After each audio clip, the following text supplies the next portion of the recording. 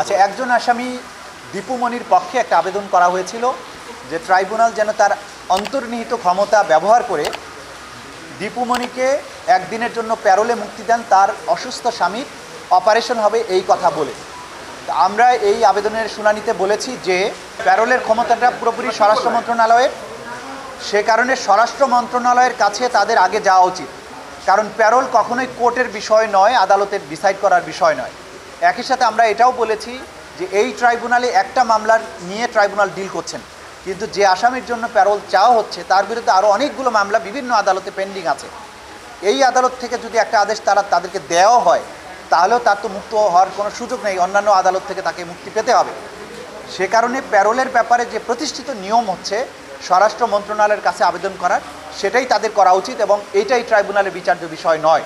Tribunal আমাদের এই যুক্তির প্রেক্ষিতে তাদেরকে বলেছেন যে এটা এই মুহূর্তে এইটার ব্যাপারে তারা কোনো আদেশ দেবেন না, তাদেরকে অ্যাপ্রোচ করতে বলেছেন স্বরাষ্ট্র মন্ত্রণালয়ের কাছে, এবং তার প্রেক্ষিতে যদি ভবিষ্যতে দরকার হয় তখন তারা এইগুলো বিষয় কনসিডার করবেন। এর বাইরে নারায়ণগঞ্জে জুলাই এবং আগস্টে যে মানবতা বিরোধী অপরাধ সংঘটিত হয়েছে, সেখানে নারায়ণগঞ্জের যিনি খুবই বিখ্যাত একজন বা কুখ্যাত একজন ব্যক্তি শামীম ওসমান এবং তার সহযোগীরা সেখানে গণহত্যা চালিয়েছিলেন, মানবতা বিরোধী অপরাধ করেছিলেন। শামীম ওসমানের বিরুদ্ধে আগে থেকেই এই আদালতের গ্রেপ্তারি পরোয়ানা জারি আছে। বাকি যেসব আসামি তাদের নাম আমরা প্রকাশ করছি না, যেহেতু তাদেরকে গ্রেপ্তার করার প্রয়োজন আছে, নাম প্রকাশিত হলে তারা পালিয়ে যাওয়ার ভয় আছে। বাকি 8 জন আসামির বিরুদ্ধে, তারা সবাই আওয়ামী লীগ যুবলীগের বিভিন্ন পর্যায়ের নেতা এবং অস্ত্রধারী ব্যক্তি, তাদের বিরুদ্ধে আদালত গ্রেপ্তারি পরোয়ানা জারি করেছে।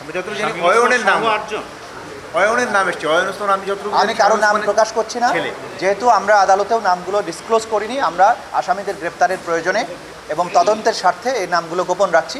8 জনের বিরুদ্ধে গ্রেপ্তারি পরোয়ানা জারি হয়েছে, এটা শুধু আপনাদের জানাতে পারছি। না।